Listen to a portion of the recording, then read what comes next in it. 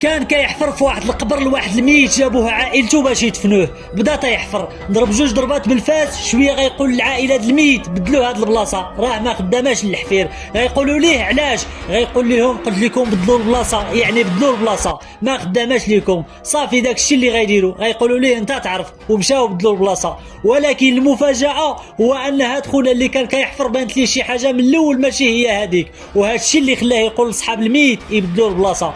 ومشاو يحفروا القبر في واحد البلاصه بعيده شويه على هذيك، وملي غادي يحفر لهم القبر وغادي يسالي غيدفنوا الميت ويرجعوا عليه التراب.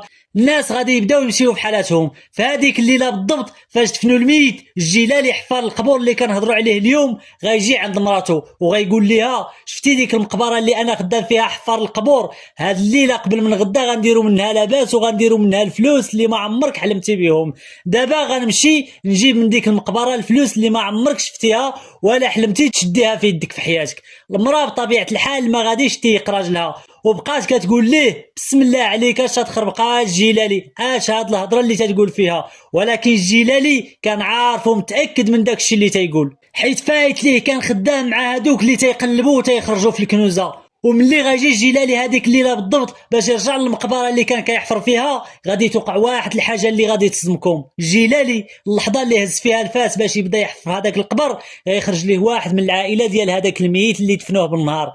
غادي يخرج من الروضه اللي تيغسلوا فيها الموتى. الجيلالي غادي يتخلع وغيقول ليه سي الجيلالي ما تخلع ما والو، انا انسان عادي ماشي شبح بحالي بحالك، وانا عارف شنو كاين والسبب اللي خلاك تبدل القبر وتحفر في الاخر بالنهار، وعارف السبب اللي خلاك تحفر في هذا القبر وبالضبط في هذا الوقت بالليل. الجيلالي ديك الساعه غيتصدم. خونا غيقول ليه شفتيك ملي كنتي كتحفر بالنهار وعرفت باللي القبر لقيتي فيه شي حاجه، داك الشيء علاش بدلتيه. دابا عندك جوج اختيارات اللي هي هاد الشيء اللي كاين هنا وداك الشيء اللي غتطلع من القبر غنقسموه نص بالنص وكل واحد فينا غيدي حقه، والا ما بغيتيش دابا غيتجمعوا الناس ديال القبيله وغيجيو لهنا وغادي تفرش القضيه وغنصدقوا لا انا لا انت ما رابحين والو. ولكن قبل ما نكملوا القصه ما غتخسر والو الا درتي متابعه وكتبتي تعليق بالرقم 2 ولا اللي بغيتي انت، راني تنقرا التعاليق كاملين واحد واحد. دير متابعه باش تولي واحد من العائله ديالنا في هذه الصفحه ويطلعوا لك القصص جداد اللي غنبدا نلوح هنا. والا كنتي درتي متابعه يلا نكملوا القصه.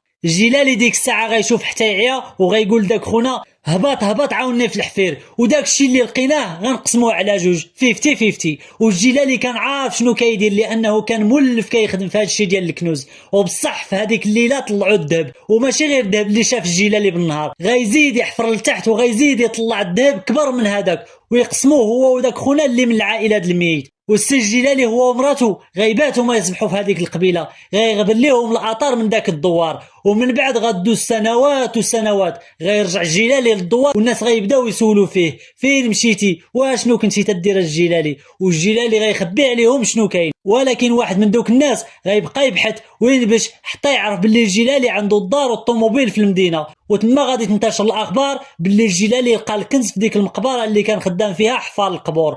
وهنا غادي تسالى القصه ديال الجيلالي حفار القبور. ولكن ما كرهتش الا تبعتي القصه حتى لهنا تخلي لي متابعه والتعليق بالرقم 2. الله يعاونكم.